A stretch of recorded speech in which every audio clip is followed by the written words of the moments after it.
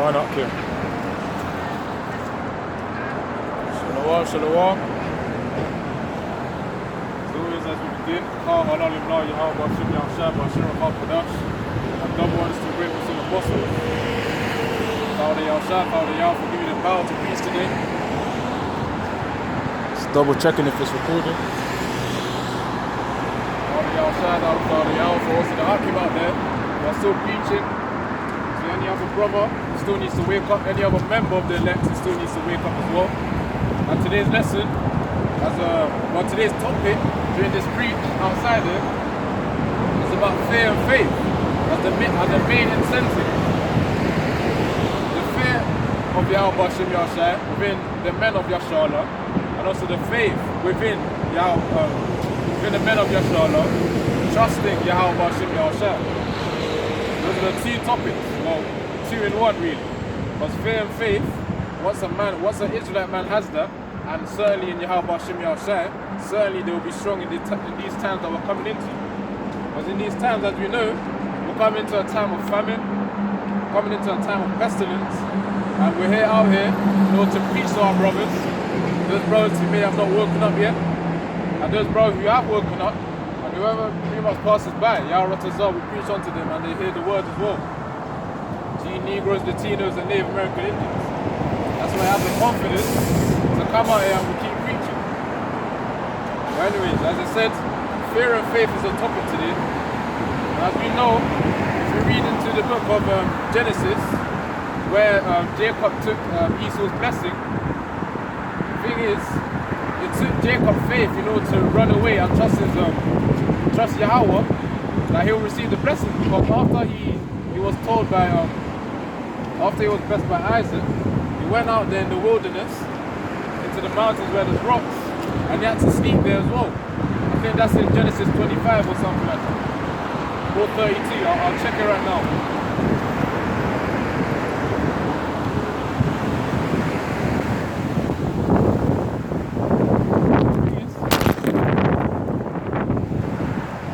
At least it's still going up here.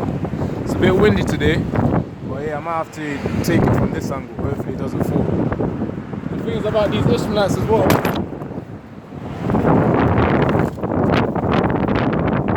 Yeah, that should be alright. The thing is about these Ishmaelites as well, they look at you with a smile thinking that you're crazy. They don't know that their works are more vain. Not even more vain, so not just. Their works are vain compared to ours. We know that in the long term we're going to gain our benefit. That's why we have our confidence to come out here. They shouldn't be worshipping idols, while we're here actually worshipping our power. I saw one just now, just be smiling, man. They all think you're crazy, that's the problem.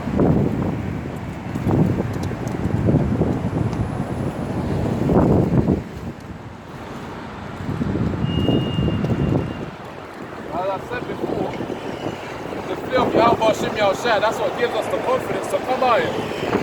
Despite it being windy, as you have witnessed just now, the furnace fell. I know obviously sometimes it may be annoying, but we still got to come out here and preach.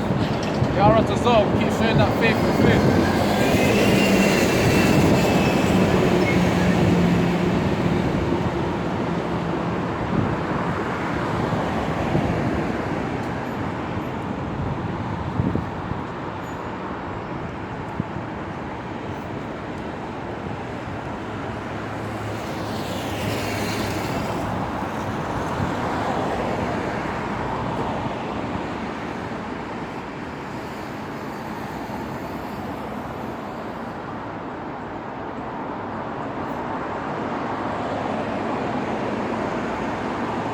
I was just looking into Genesis 27 where Jacob took the blessing from Esau.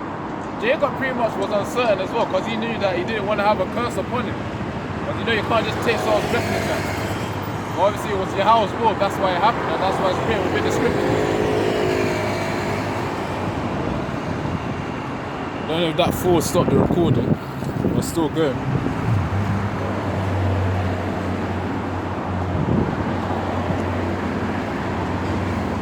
So obviously talking about that fear as well, obviously there's one thing to have fear in the walls, and there's another to also have fear in Yahweh Bashim Yahshai.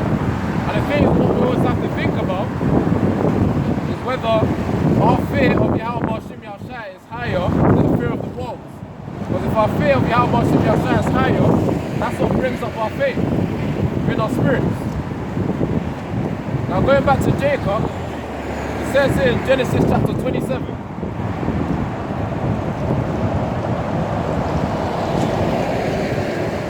It says here in Genesis chapter 27, verse 11, and Jacob said to Rebekah, his mother, Rebekah his mother, look, Esau, my brother, is a hairy man. Which we know from Genesis 25, he was a hairy man.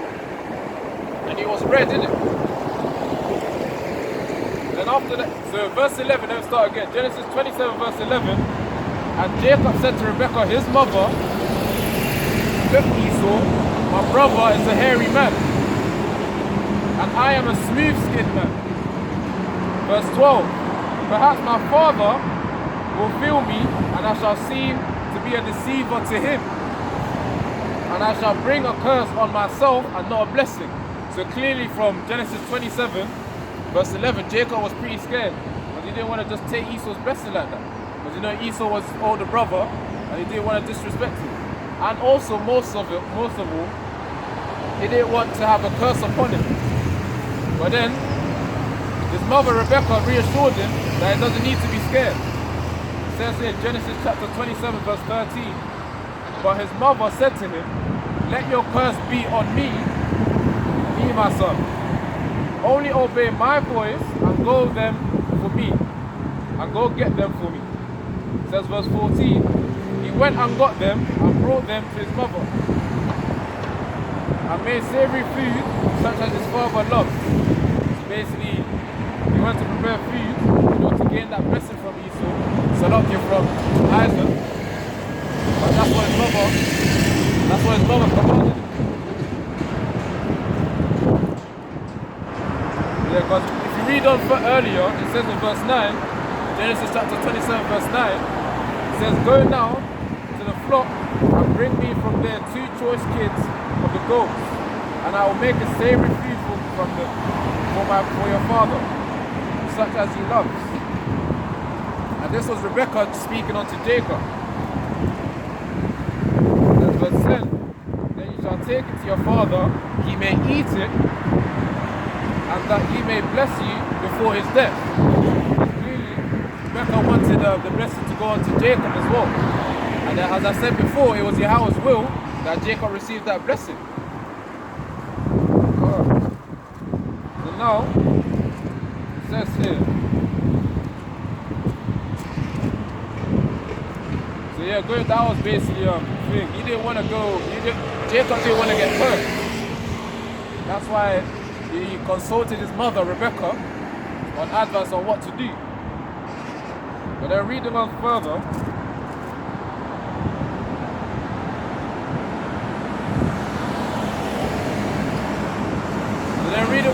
when Jacob was actually talking to Isaac and disguising himself as Esau, this is what Jacob said. It says in Genesis 27, verse 19, Jacob said to his father, I am Esau, your firstborn. I have done just as you told me. Please arise, sit and eat of my game, that your soul may bless me. Verse 20, but Isaac said to his son, how is it that ye have found it so quickly, my son? And he said, because the Lord Yahweh, your power, brought it to me. So obviously Isaac knew within himself that it was too quick for Esau to bring the goods, to bring the food to prepare. Because even Isaac knew in his spirit that something was wrong. But then again, as I said before, Yahweh was the one who ordained it to happen. So then after Isaac then ate the food, and then Jacob got blessed, as it says in verse 21, said Isaac said to Jacob, this is Genesis chapter 27, verse 21. Isaac said to Jacob, please come near, that I may fill you, my son, whether you are really my son Esau or not. So clearly, with Isaac's discernment, he would know that Esau was hairy, and decided to feel the skin. But of course, Jacob already dressed himself in the skin of an animal. order to make himself feel hairy. So then, yeah, but the main point is, Jacob was scared that he was going to get cursed and basically took the blessing, which was for Esau. Then eventually, Esau was raging and crying. If you read on further, Genesis 27:28, chapter 27 or 28, I think. And after that, Jacob had to leave. So Isaac was knowing about this. Isaac knew about this and then blessed him in order to go, in order to carry the blessings of the descendants of Abraham, Isaac, and Jacob, having that confidence that Yahweh promised to Abraham first of all.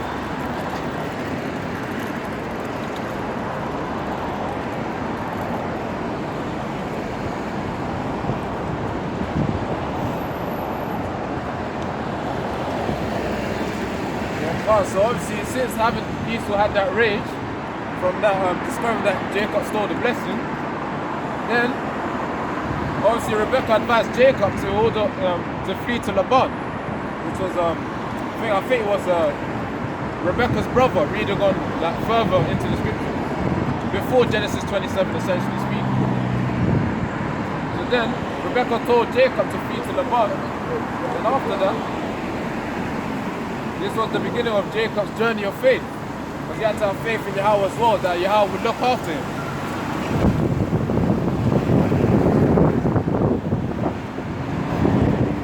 So then before his journey, if you go to Genesis chapter 28, verse 1, it says here,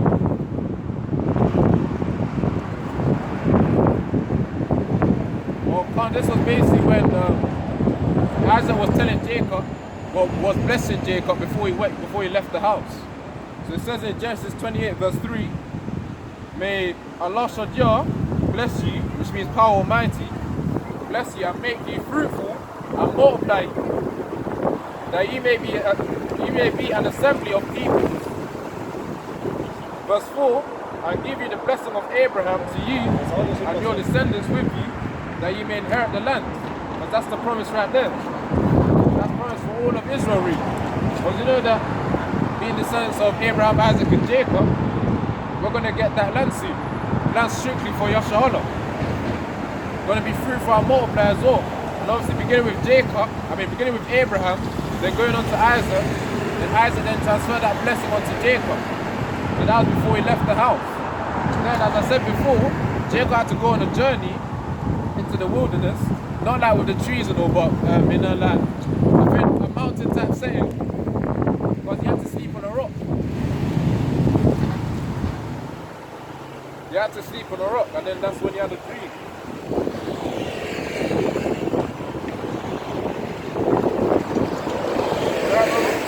You know you're an Israelite. You know you're an Israelite. You know? Yeah. You know the true names, Yahweh and Yahweh Shem. Yeah. The true name of God, the true name of the Messiah. Jamaica know we're Israelite. Huh? Jamaica know we're Israelite. You gotta know the names as well, you know.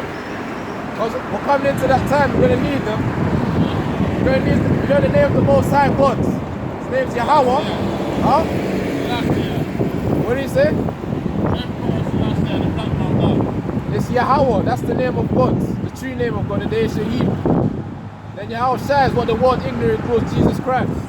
He's gonna. Huh? Jesus Christ ain't a white man though. Huh? Don't you want to come closer so that we can speak? I mean, if you're not rushing anywhere, though. Yeah. So what are you saying over there that think Jesus Christ was a white man? Yeah, exactly. He was a white man. Revelation 1 verse 14 to 15. I don't know if you know the scriptures like that. But, yeah, my friend, but it says that I had hair like white wool. Obviously, you know the way us, our people, have white woolly, well not white woolly hair, but we have woolly hair. Obviously it's black, but as we age, we have white woolly hair. Do you know that? The main concern is, don't take the mark of the beast. So the Bible, obviously this jab, basically that's preparing us for that time to come. It's a precursor to the actual Bible, because you know in this cashless society, people are paying with cash before, and now they're paying with phones and cards. Do you realize that as well? Exactly. Have you taken it personally or not? Yeah, don't take that as well, don't take that. Because after that jab, all these booster shots, eventually they'll then release that microchip, which is basically enforcing that cashless society to come. Basically, whoever takes that microchip, they'll be deemed for destruction of the earth. So basically, in a time where there's going to be mass judgment, which means basically punishment, people are going to get destroyed for taking that mark. What I'm telling you is, I'm just trying to warn you. If you want to know more, just search up Great Millstone. Great Millstone. Yeah, I've got a paper. Yeah. You have a phone or anything? Yeah.